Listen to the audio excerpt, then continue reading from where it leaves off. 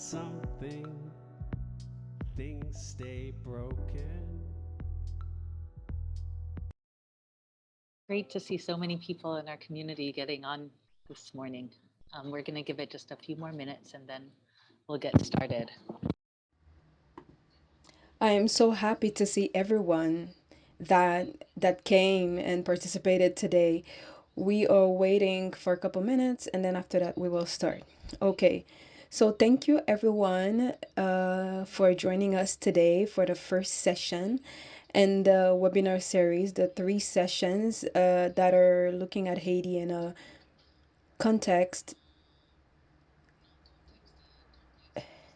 and industrial complex context. So I wanted to start to give you the context and how we started to plan these series of political education. So if you can remember, in September 2021, we had a situation in Texas and Mexico where we had thousands of Haitians who came on the border of Texas and the south of Del Rio. So they came in order to get asylum in the United States, and like we saw in the news, there was a lot of violence against this community. They used a lot of violence. They used actions that weren't.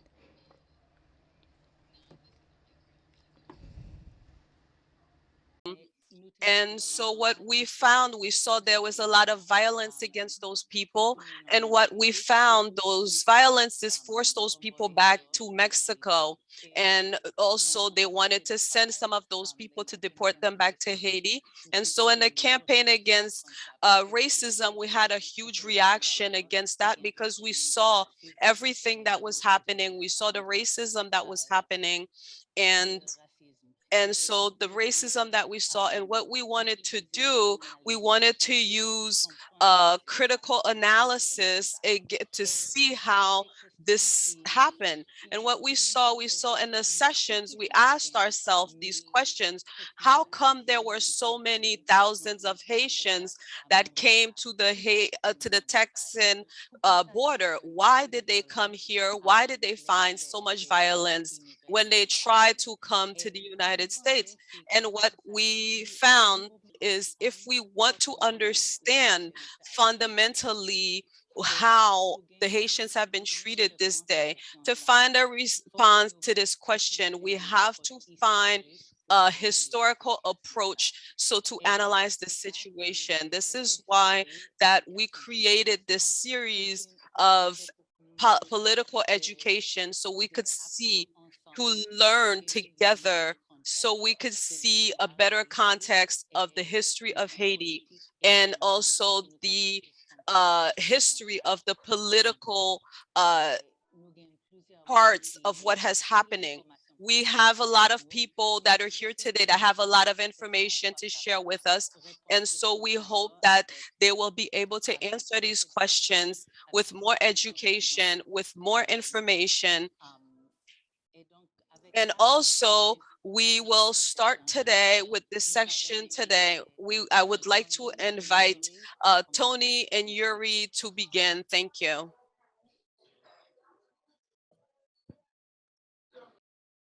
Merci en pile, Marissa.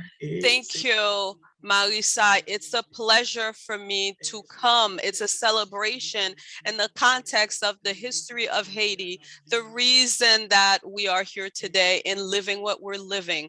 And so for this session, I found that I'm trying to understand really the history of Haiti and the implications of huge countries like the United States and the betterment of Haiti.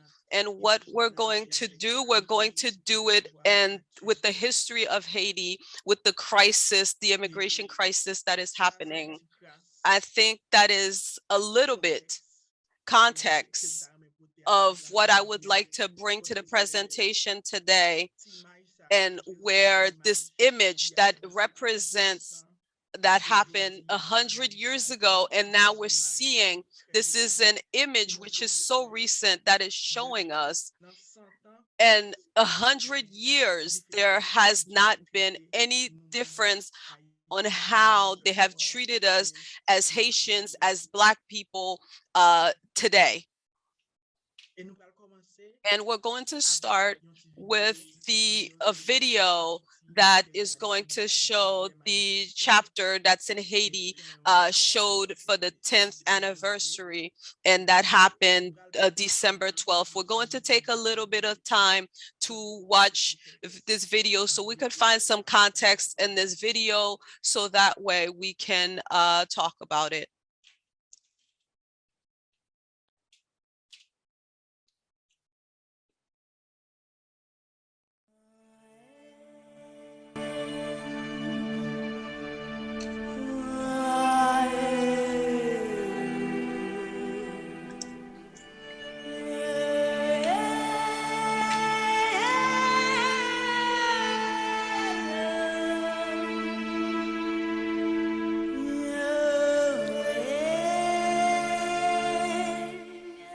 Janvier 2010, vers 4h53 dans l'après-midi, il y a un gros tremblement de terre qui a frappé Haïti.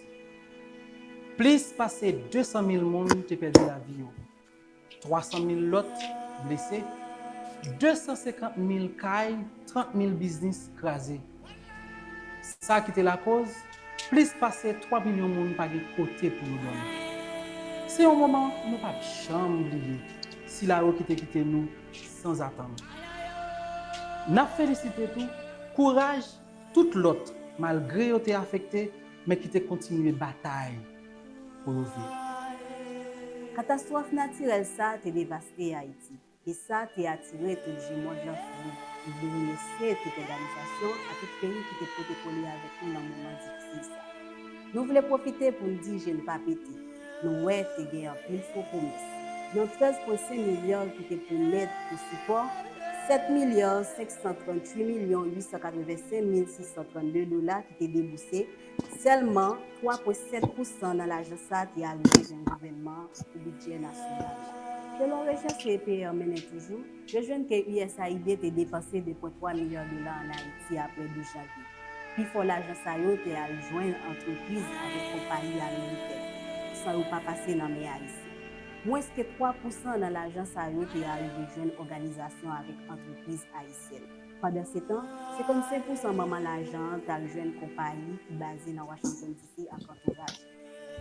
10 l'année après une catastrophe comme ça, qui avancement qui fait. C'était une belle occasion pour nous relancer le développement pays. Nous voulons dénoncer toute forme de corruption à l'impunité. Quitte ces corruptions en dedans ou dehors, nous voulons pour nous toutes prendre responsabilité nous. Pays là consacre l'Espagne qui exploité un paquet de richesses dans le pays grâce à un système esclavagiste. Nous avons décidé de lever camper pour finir avec ce système ça.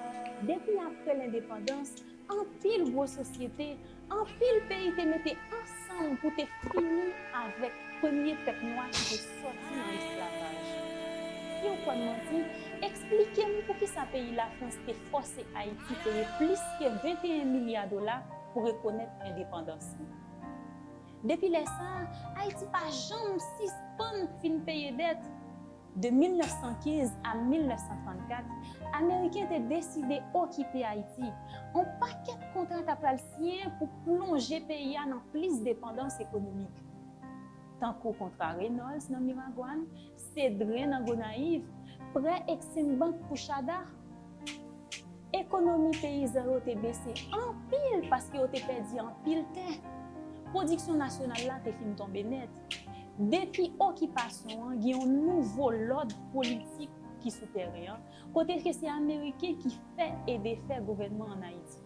En 2011, réforme qui était faite dans la loi exploitation mine assistance Banque mondiale là, t'a pas permettre signer un contrat dans l'année 2012 pour compagnie américaine et canadien exploiter mine qui est estimée à 20 milliards de dollars sur le sol haïtien. Dans l'année 2018, nous sommes tellement doués. C'est toi à cause de l'argent Petro-Caribéen qui gaspille.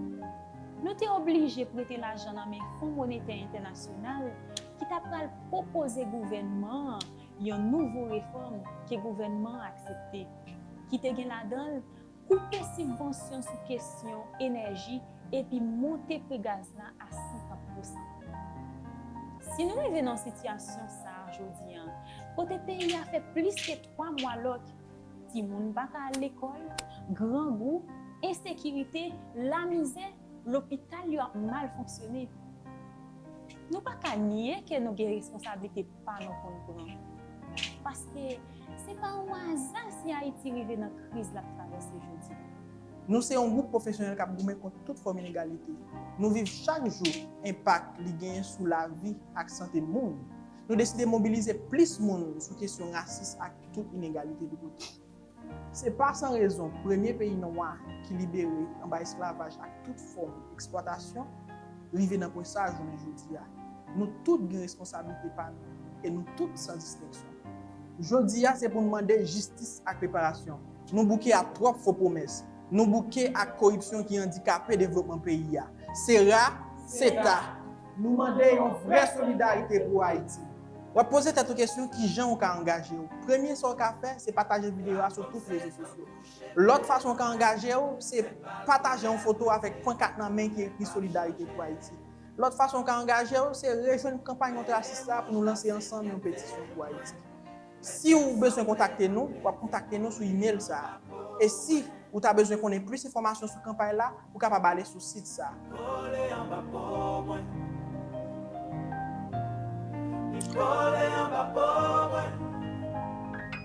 I think I'm going to do a quick introduction for people who don't know me. My name is Yuri Louis. I got my medical degree in Haiti. And right now I'm part of Equal Health, and also too, I part of a company for telemedicine in Haiti. I am a founder of an organization in Haiti who is fighting to help do the medical in Haiti. I have the honor to share this stage with Tony, who's a great person, a person who has a lot of potential that I'm going to give a chance to introduce themselves. Good morning, everyone who are here with me. My name is Tony Esalen. I am an internist and a pediatrician here in New York. I work in New York at the moment, and I work with a company against racism for a while now, and I'm glad to be here with you. And also, we can start at the moment, correct? Yes? In 1492, Christopher Columbus, when he was looking to find places, he found an island where there were already original people here that were called Taino. This island was called Haiti, a Taino word that meant this place was turned into 5 different colonies. The Taino colonies, they were called Anacoana, which meant he received the people very well, and he also tried to find lands. But because of this and the insurrections, the Spanish people were able to kill the Tainos, who forced him to give Anacoana, and then they sold it. Christopher Columbus changed the name of the island to Hispaniola, and he killed the indigenous people and exposed them to different diseases. And what was important and put the foundation for slavery and to be very brutal, and also the forced migration of the Africans.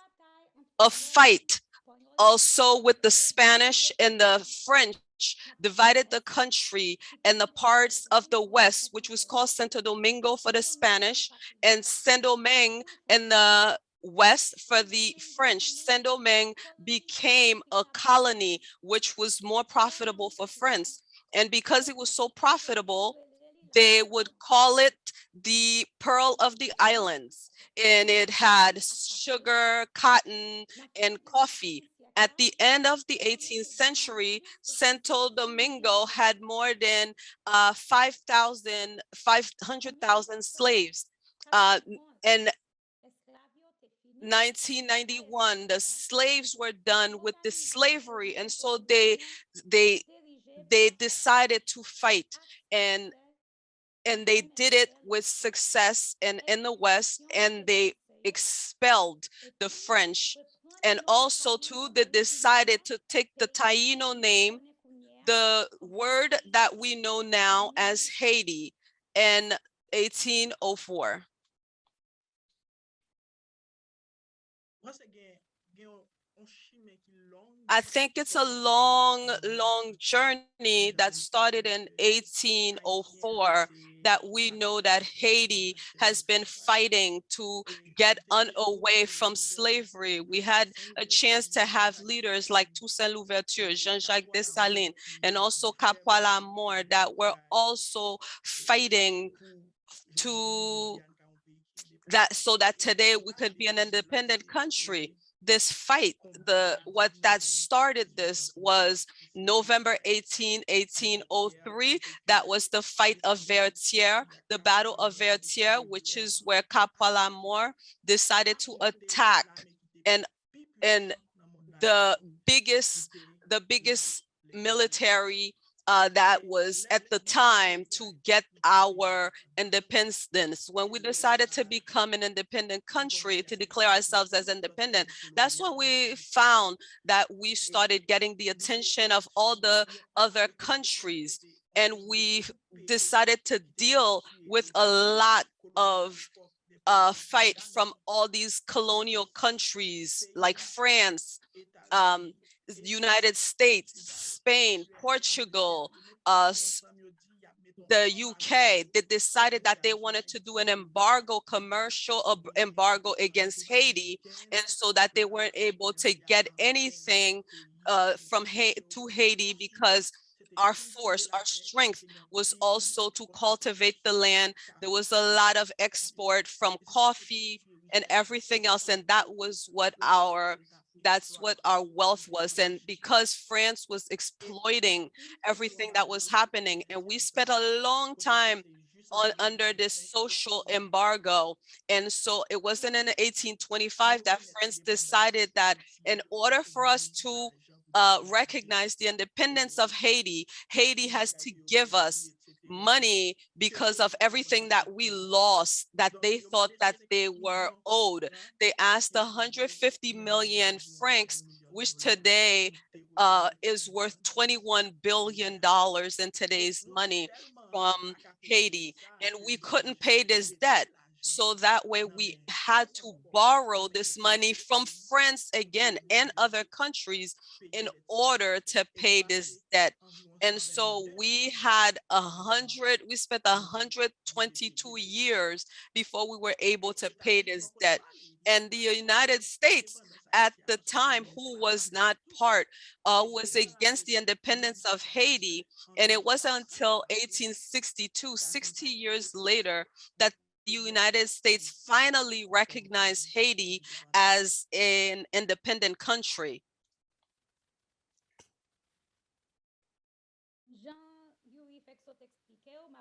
How Yuri decided to explain it, Just I'm like going Yuri to just said, continue. France forced Haiti in exchange for France to recognize Haiti as an independent country and agree that they will not attack them anymore. The United States, they were implied in impeding the progress of Haiti since our independence in 1804. And then the United States did not recognize the independence of Haiti until 1862. It makes sense because the United States always had slavery until 1865, which means that this Black nation that has just been independent was isolated and and international participation because of the interference of the international countries. This is what is important to note is that the United States already invaded different countries and the Americas because of the Panama Canal, and they were trying to be in competition with the European power to install the American democracy. We cannot say more that it is the debt that we had for France that destituted the peace in the country, and this contributed to the destabilization of the nation. This created a lot of rebellion that led to the assassination of a president, of a Haitian president that is Vilbois Guillaume Sam, in July 1915. Essentially, France and Germany had commercial interest in Haiti. The United States, they felt that their interest was in the assassination of this president created an opportunity for Woodrow Wilson to come in Port-au-Prince and to pretend that he would put order in the country, take control, and he moved the finances of Haiti, the reserve that we had in the United States, and and messed in the constitution of Haiti to make sure that people from outside of Haiti can earn a land in Haiti, can own land. So the American occupation started in 1915 and lasted for 19 years. Um, the United States, they they constructed Haiti the way they wanted, and this is when Port-au-Prince became the center of the country. And in these 19 years, they killed about 15,000 people. Yuri is going to give us more details about that later on.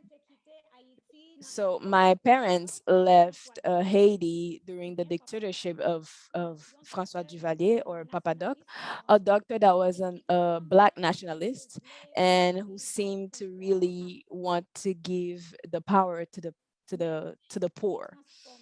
But he transformed into a dictator that is very brutal, who killed more than 10,000 people. Anyone who was opposed to him from 1957 until 1963. So during this time, the United States, they were focused on uh, a war against communism, then protecting the lives of innocents in this dictatorship regimen. This is why they did not interfere. And this is why about 10,000 people left Haiti, just like my parents. So Papa Doc, he died in 1971, and his son, Jean-Claude, or Baby Doc, that was 19 years old, he took office. Then he was worse. He continued to kill people. He participated in corruption, where he used money, the government money, for his own life, for cars, for restaurants, for vacation, clothing, etc.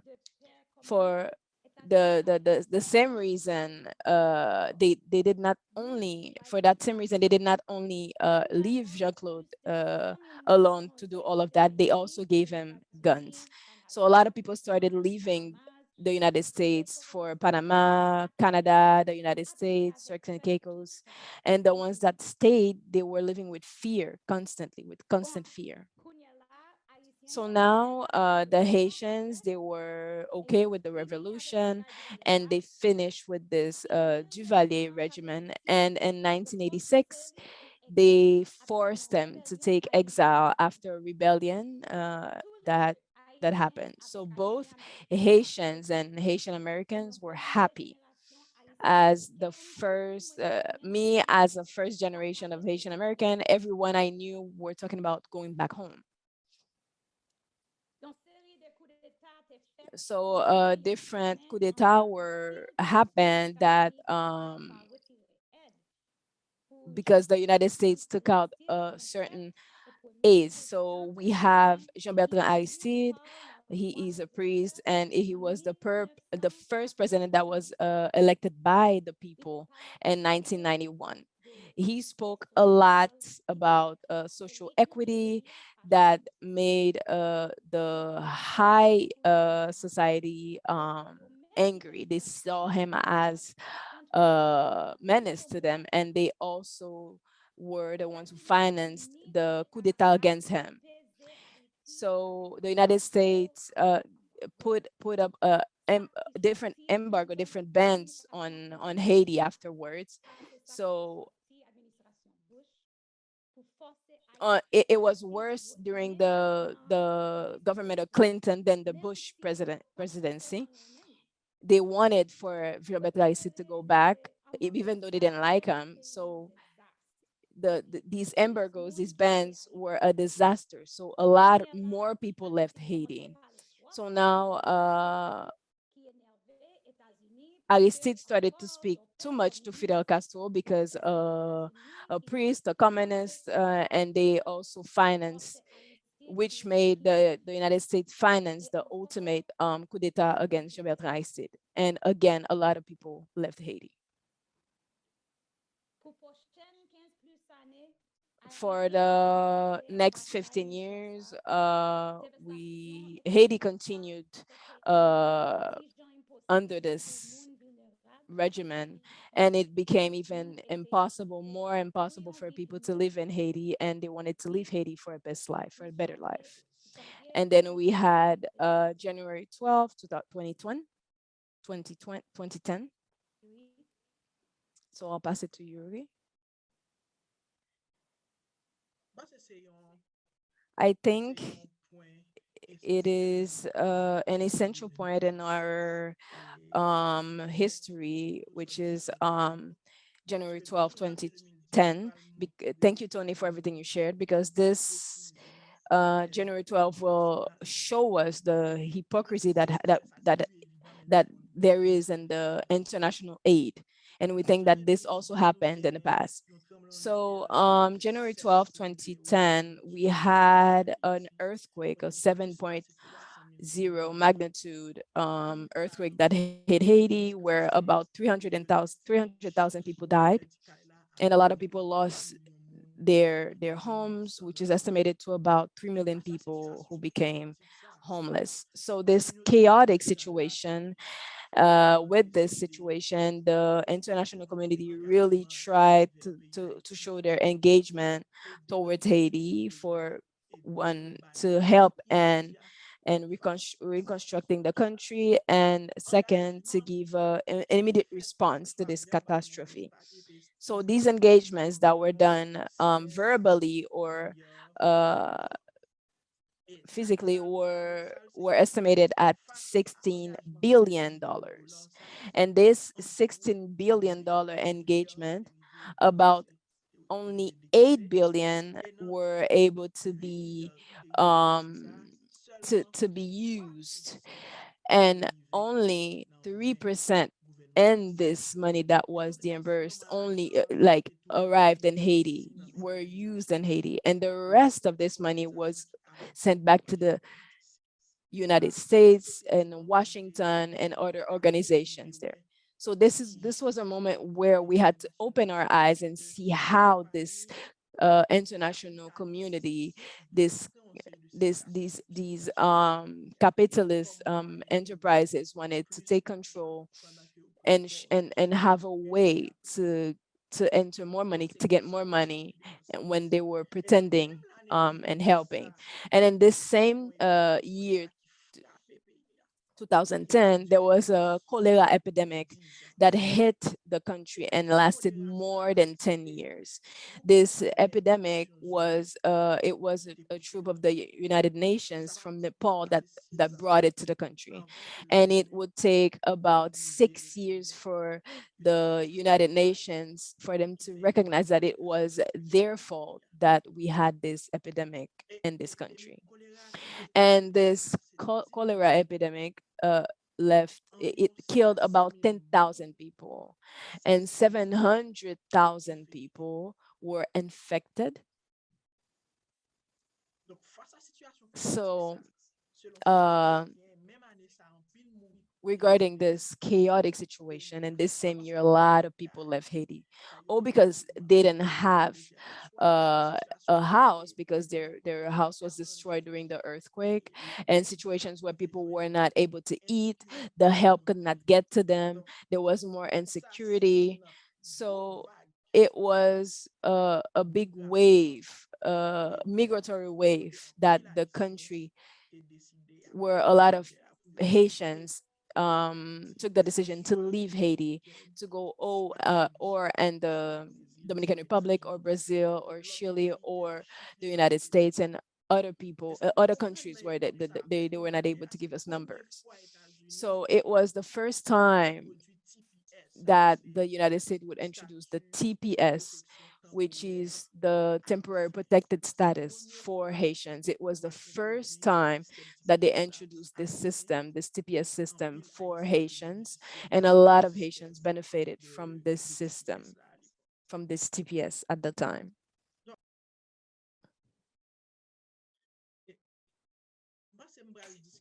I think that I'm going to talk about certain facts that are very interesting for you to know.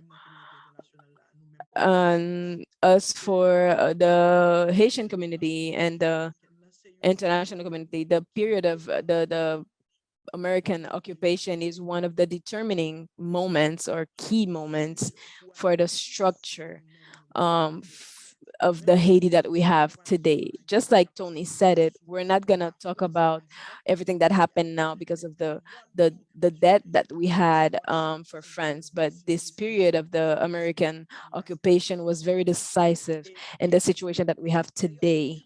And the period of occupation of the Americans, the big companies in the United States have decided to take that as an opportunity to put more money in so they can make more profits. That's one of the reasons, one of the biggest enterprises that founded in Delaware, Wilmington, Delaware, in the United States, one of the biggest entrepreneurs who started the Haitian American Sugar Company with a capital of $5 million of Americans who invested in this company.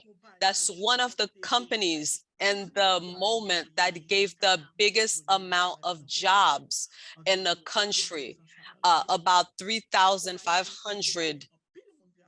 And the company gave a lot of people money. One of the things that happened is a best form of slavery. They didn't even have money to eat every day. The money that they gave them was estimated about 60 cents per day. A company that was exporting about 60,000 tons of sugar at the moment had so much value, had as much value as oil has today. And who started at that time, France started at the moment, at that time, that was that strategy that they used to show the power that they have today, that they profited from this strategy to say, you know what, we're going to put this company in Haiti, we're going to exploit and we're going to export sugar, we're going to bring more into our interest to make more money. That was a form of slavery. A lot of land was bought. They had a lot of cultivators. They were all fighting these people were fighting to have money every day. They were doing yams. So all these people decided to rent this land from the company or sell the company this land that they had, who made it where a lot of Haitians lost their land where they were living, where they were cultivating their land so they could go to, so what they decided to do was either go to Port-au-Prince or leave the country. This history, that's not the only story. There's another country, another company that's called Shada, and their strategy that's a little bit different than Hasco is what happened is they had uh, a sort of protocol where they were together with Haiti. What they did was they hid their exploitation. They hid the sort of oppression that they were doing. What Shada did, what they did with it was the Society of Haitian American of Development of Agriculture. And what they did was they were cultivating tires to export them to bring more money and do more profit. And what happened is that the United States, around 318 times bigger than Haiti. They have plenty of land in the United States to do this. However, they decided to go to Haiti to do this. Can you realize what that was happening, what that would cause to the Haitian system? It was a catastrophe. And the cultivation of these tires, and what they did was they imposed that the government, the Haitian government, had to give them land. And so at the time it really had something, it really bothered the people that were there, the Haitian farmers, because that here they were bringing this company. And so that it really displaced 250,000 farmers in Haiti who had to leave their land, who had to leave their homes. This company also cut down about 1 million trees, cut down really on the agriculture in Haiti, and then it cut down the vegetarian cover in Haiti, killed about 30% of that. And the country did not have the capacity to produce the food for its country, couldn't produce the maize, couldn't produce the rice, couldn't produce anything. This company was able to take all these lands and went to La Tibonite, and they went to the north, Au Cap, and put also and took the land that was more productive so they could work on the tires. And so that really tore up and killed the agriculture, the local agriculture, and it created a lot of insecurity, in terms of food. And so while we had to go purchase food from other countries, the national market was full of foreign foods from the Dominican Republic, from other countries. And at the time, this situation became catastrophic. And so Haiti started being where the Haitians had no hope. That's what caused a lot of Haitians who decided that they had nothing. So what they decided to do now, they decided to take boats, risk their lives on water for several days, several weeks, and they estimated about $750,000, 50,000 people who took these boats to risk their lives to go to other countries to go find a better life. And so this moralization caused a lot of these people lost their lands. These farmers lost their lands.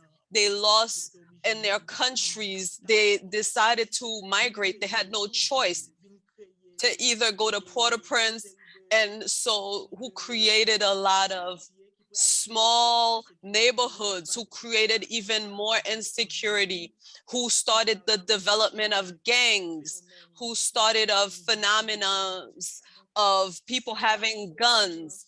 These are the consequences of these organizations that decided to profit either during the occupation of the Americans, the American occupations. And so even then, these systems continued after the American occupations, these big countries, a lot of these big companies and that are American companies always decided to do business in Haiti.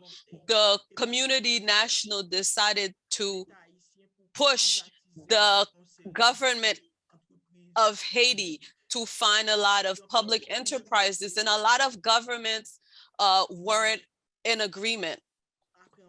And after a lot of push from them, the World Bank put a lot of pressure to these enterprises, because what happened is those were the people at the time that they felt that the public enterprises weren't putting enough profit to put, so that way the Haitian government could pay back these money that they paid, that they had borrowed. It wasn't until in April 1996 that the World Bank decided to do a document to say that they have to do that. Haiti, if they wanted to, they can rejoin to get aid, international aid, so they could help them. But Aristide did not agree with it, but Rene Preval decided that he wanted to, but Aristide decided to start an enterprise.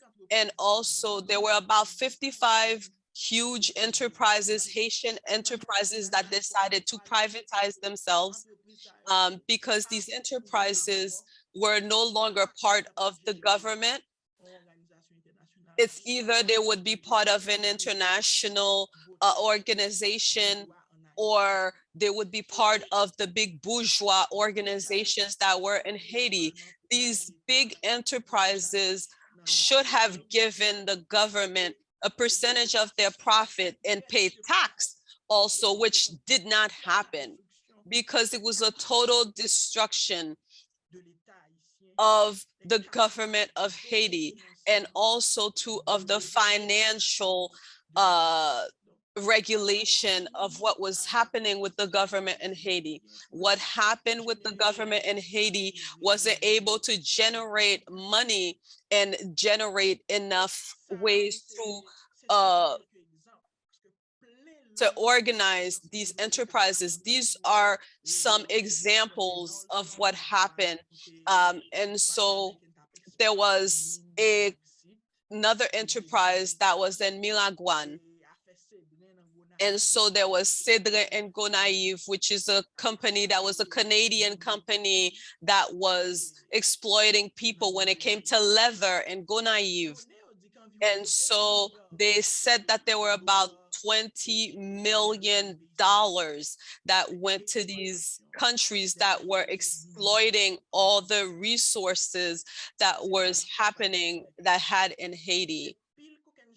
And then there were a lot of these actions that were happening that we're going to talk about, because of the instability of the social instability, political instability, because we talk about Petro Caribe, which is part.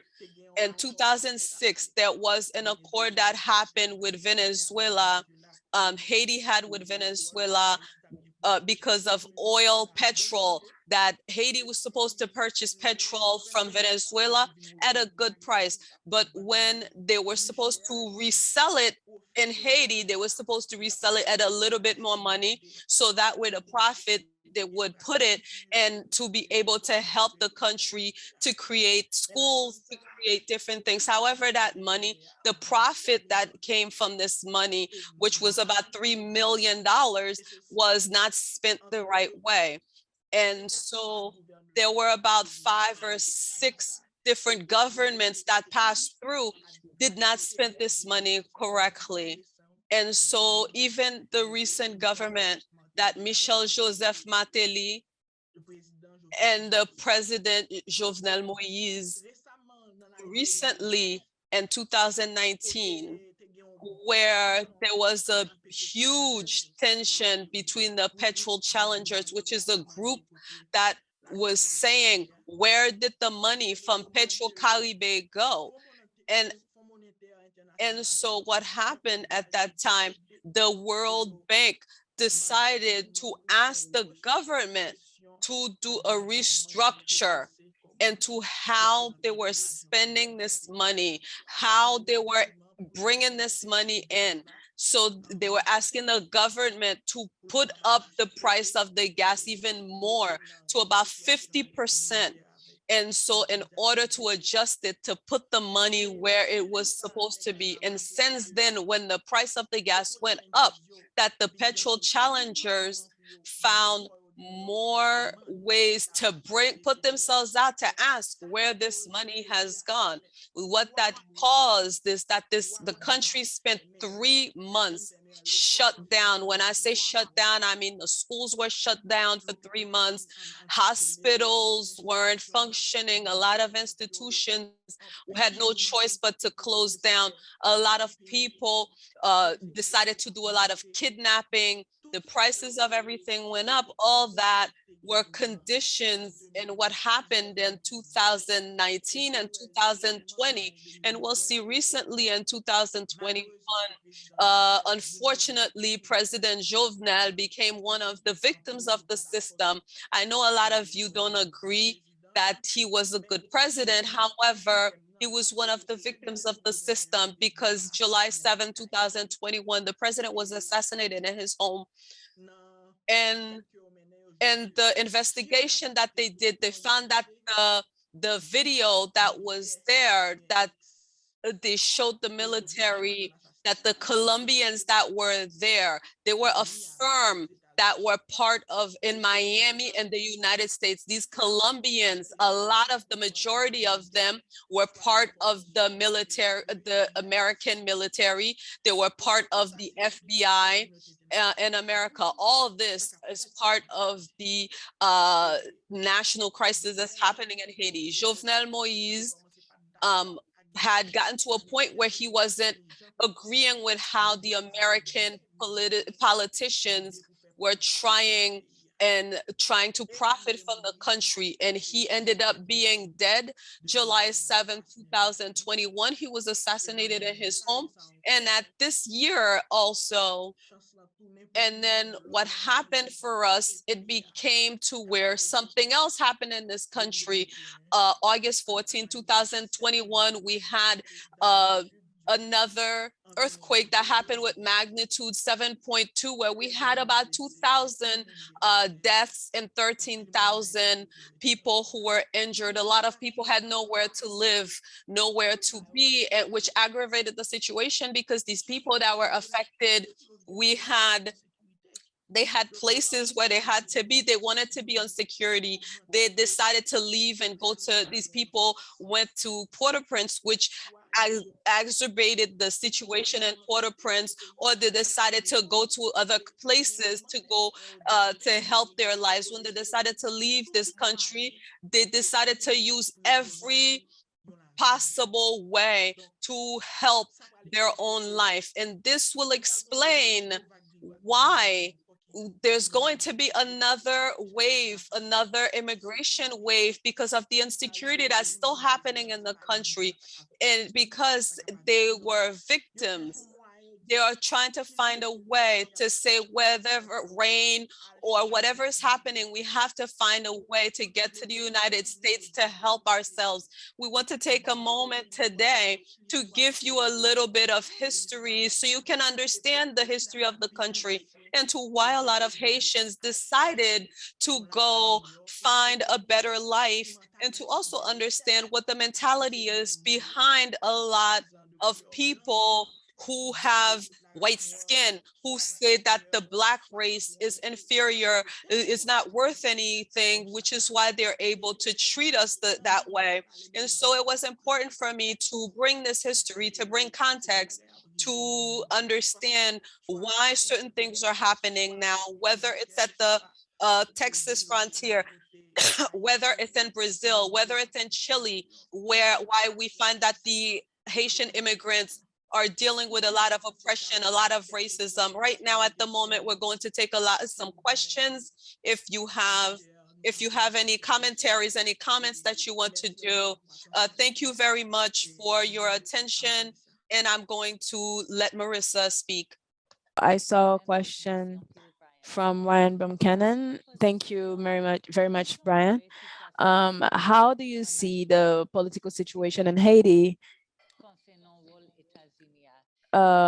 when it comes to the role of the United States? What would you ask the people in the United States to do now? So I think we can start with this question.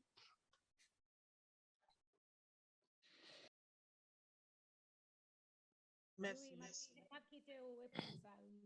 Yeah, I'll let you answer that. Merci, merci pour question. Thank you for the question. Question vraiment intéressant. I think C'est it's a haïtien very qui interesting question. Why?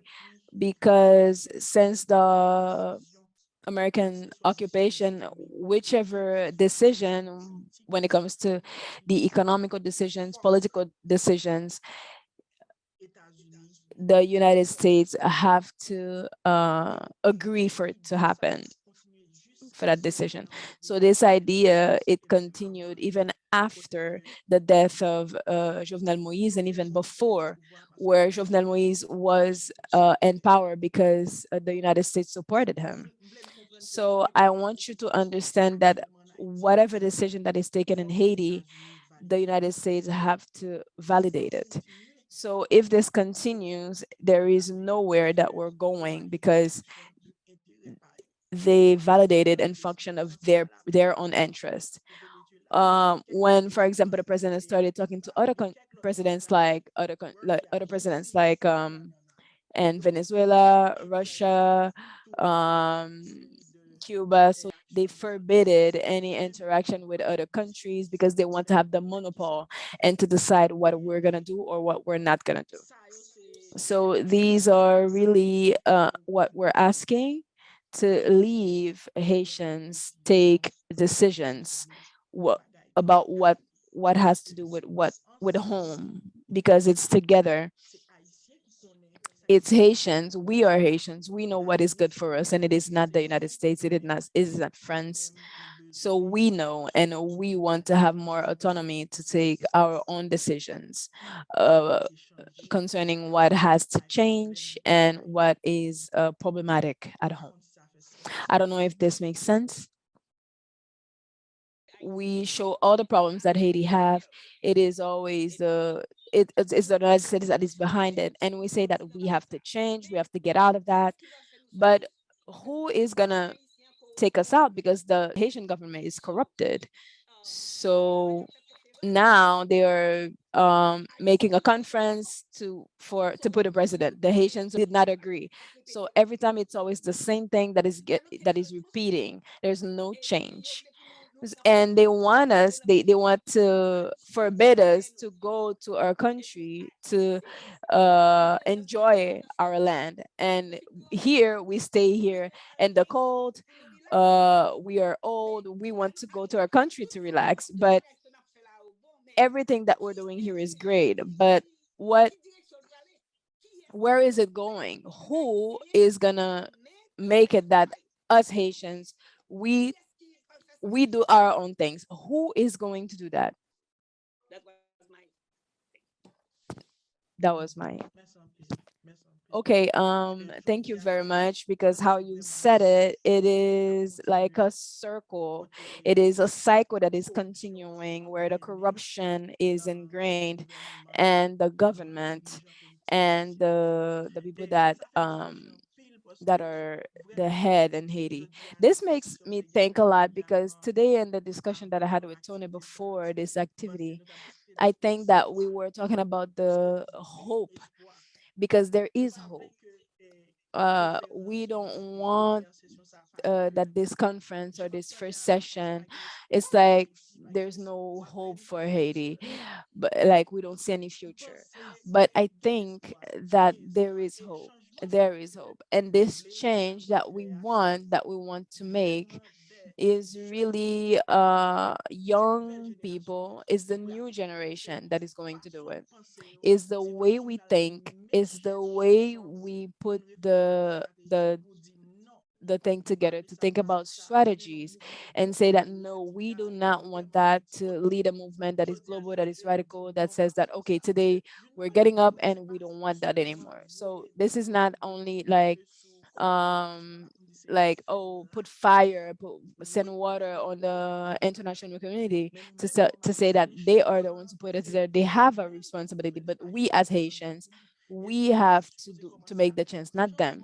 And it has to start with a change in mentality, and this change in mentality will lead us, will give us conviction and engagement to say okay, we have to stand up and say no, we don't want that. We have to be radical and what we want, and it is not easy. It is not going to happen today or tomorrow. It is something that is going to take 20 years, 30 years, 50 years to happen.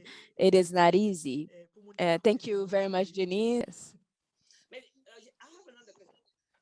Yeah, I have another question. So like, for example, Monday, he did people that are poor, whoever, for them to come and to give their idea of the change that they want for Haiti, the conviction that they have for change in Haiti. And I did not see any elite, any high society. I only see the folk people and their group. For example, they have a lot of big ideas, but they don't want him to continue. They want to stop him. So at the end of that thing, there was like they had guns and they were shooting. So they're taking away the hope, where they want to go. It's like there's always something that is here to impede that. So enough is enough. So this is true that the new generation, the diaspora, to come in and to try to do something. Yes, because Mm-hmm. it's good. Like you said, you have to go. You cannot say you can do it. You have to keep going and fight. We are small, but with words and conference and manifestation, maybe we can succeed. Yeah. Merci un peu. Thank you so much. And we have commentaries in the chat, like Archer, who made comments, who made comments about the same thing because he was like the way that you explained, and he felt that we were in a neocolonialism, and he wanted to ask Yuri and Tony. He asked them, do they think that it will be easy for the Haitian people to decide on their future when we don't have economical independence? So I think it's the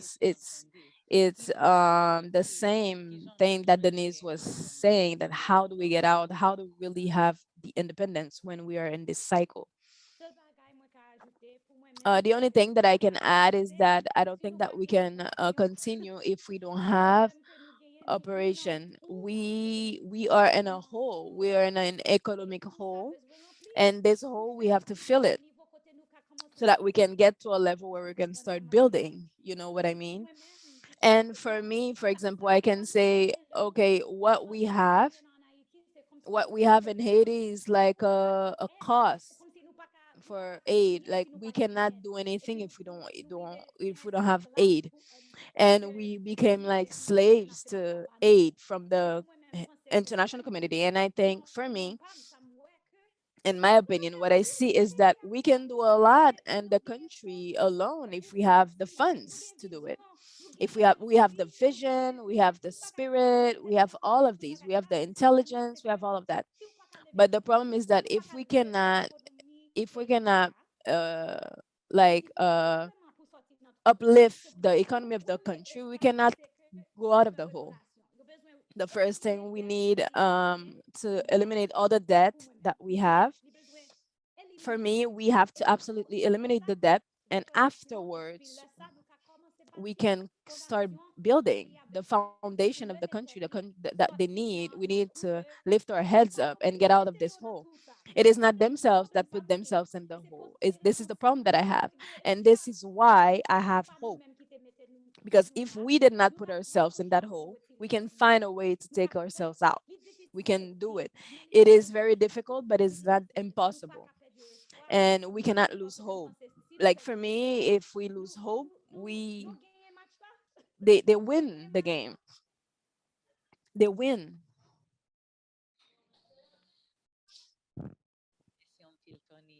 Thank you very much, Tony. And I see two comments, excellent comments in the chat. I think we can look at them. The first one is from Ruth. Ruth, moi dem si ou ta vle peut-être parler dans micro pour parler de ça parce que semble que son point qui est important. Et nous avons traduction en créole et Simon fait commentaire en anglais. Donc, on met parler.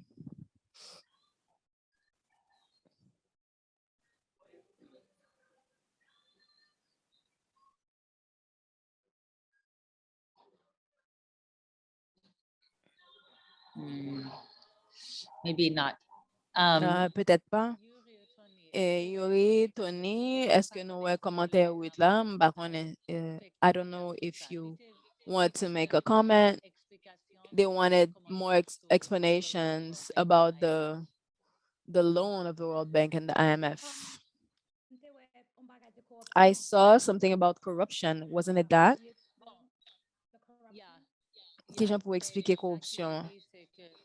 What he's saying is that the loan of IMF and World Bank, does it play a role? It plays a role that is very important and holding the country, like poor countries poor. So this is very important for people to understand, and I think that it is very important as well to explain this in this context because we want for people to understand the role that they play. And this plays a role that what we said before, that corruption is create the corruption in ERF, it plays a role in the corruption in poor countries. What I understand, and I am not an expert, if I say something that is not right, please correct me. What I understand in the IMF and World Bank is that number one is that it's not like the country participates in the IMF and the World Bank. They do not have an equal part in it. It's like the country's economy give them a percentage of influence, if I can say that, and the agenda that the World Bank and the IMF have. So this means that if they have, I don't know, if you have 50 countries, for example, 50 countries is the country that has the more GDP, their economy is the highest, that have the more influence. Like, for example, the United States has a big GDP, even if they put 1% in World Bank or in the World Bank and IMF, etc., they have so much money that 1% can be more than 10% than it is from another country. Do you understand what I mean? So it means that the agenda of their country is what guides the decision that they make for money that they give other countries to stabilize the economy. The second thing that I understand is that it's not really, they put it on paper that they're here to stabilize the economy, but it's not true. It's not true. They give the money to the country, to their country, and afterwards they know that they cannot pay it. They know that this country can't pay it.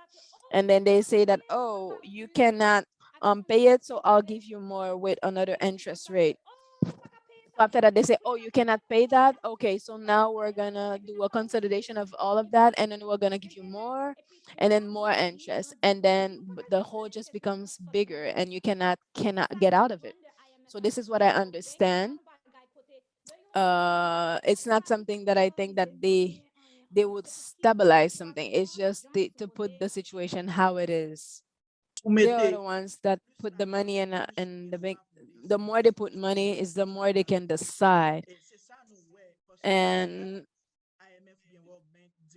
like for example, IMF or the World Bank tell you that they will lend you money to develop, or they lend you that money with with an interest, but in the signature of this you you have like certain rules that you have to respect. Sometimes they ask for the restructuration, and they can tell you how to use that money and how you're gonna do to give them back that money, regardless of the interest of the country. And this is what happened in 2018 and 2019, where a lot of these loans that we had, they're gonna ask like the president to have put gas prices at 50% higher, and it's a system that continues and continues because big countries that have their hands on World Bank, on IMF, so they're the ones that decide.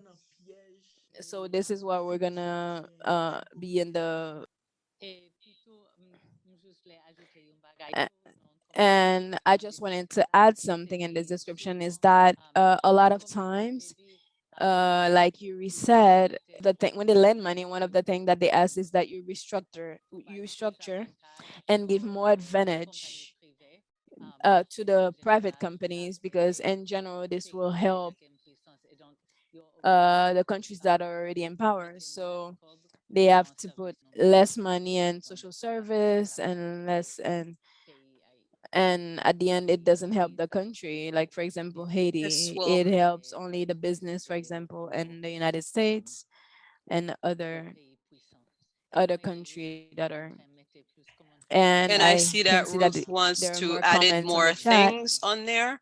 She that said that uh, who who who has more has power in the decisions who of the has World Bank. It's not based on population. it gives She different gave examples like more small countries other but rich examples that countries and says that whites, there are and they have countries that are small, however, because they have more white people, they have one more country that power is black, one than country that is countries that have other people poor, so we can that see have no the power. racism And and the I wanted structure of also the to World Bank. turn Wanted to go back to to another another question question of that Filibora said, that asked to asked Yuri and Yuri and Tony, Tony, what do what do you you think think? of the efforts that are happening, that the Haitians that are saying, let's find a Haitian solution to the crisis? And what she wants to know is if this effort, should we support this effort? Do we know about this effort? What do you think is the strength and the weakness of this effort? Can I answer, Yuri? Because I see that you're speaking. Yes, I was reading the question, but thank you for the question. I think that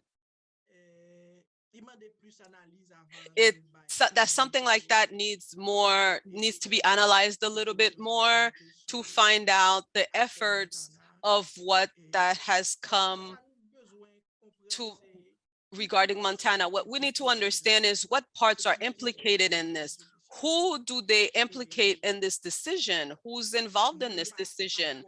I don't really know which parts are really involved in this, but what I would like to say is a really big effort that everybody in the society, everyone in the community should be involved. And it means the bourgeoisie, everyone. And to talk about Montana, I don't know, but I'm not sure that it involves everyone in this decision. That's all I can say. The only thing that I'd like to add is that it's not only who is bringing this effort or this strategy or a movement, it's what is bringing this movement. What is the basis of this movement that will bring this effort? What do they think? What do they understand? if you have a group of Haitians and a group of Americans, for example, who've never been to Haiti, who don't know anything about the history of Haiti, but they're decide that they're doing this movement. They don't speak to Haitians who live there. They don't understand this situation. But however, if it's Haitians that are doing this project, if there's no foundation of what's happening in Haiti or how Haiti is working, or who know nothing of the context of Haiti, that would not be a good movement. That's not a working movement because they don't understand what they're doing. What is bringing them to do it? For me, it's not only who is doing the movement, however, but what is the foundation? What do they have? What do they know? What is bringing them to do this movement? Whether it's a good movement, do they have contacts with people who are in the country, who are based in the country, to know exactly what is happening? And also, what is what is motivating them? What is their motivation to do this? Is it something that is because they simply see something on Instagram and they want to do it? Or is it something really that they want to have a foundation that they want to do? But there's a lot of movements that are here. We want to continue this movement. If there's no problems, if there's no issues, there's no reason for this movement to continue. Do they really want to eliminate this situation so that the way there's nothing else and that everything will be fixed? That is more the question that we need to ask when you want to talk about what to support and what not to support. Thank you, Tony and Yuri, and thank you so much, Alexandra, for to mention, to talk about, because there's a lot of people that are involved, that are implicated. And as Yuri said, that's a good initiative and that's everybody should be included, but we don't talk for everyone. Okay, we will end right now with this discussion. I would like to thank Yuri and Tony again, please, for all the information that you brought us today to help us understand the context, why Haiti is in the situation that is happening today. I would like to thank everyone that is present, that came here today. I appreciate your involvement today and your interest in the topic. I appreciate everything to understand what brings the racism against Haiti, and to have to understand that this is only the first session, to understand really at the Texas border, to understand what happened with this chain of events, to understand exactly the context, the history of Haiti. Please come to session 2 and session 3. Build something, things stay broken.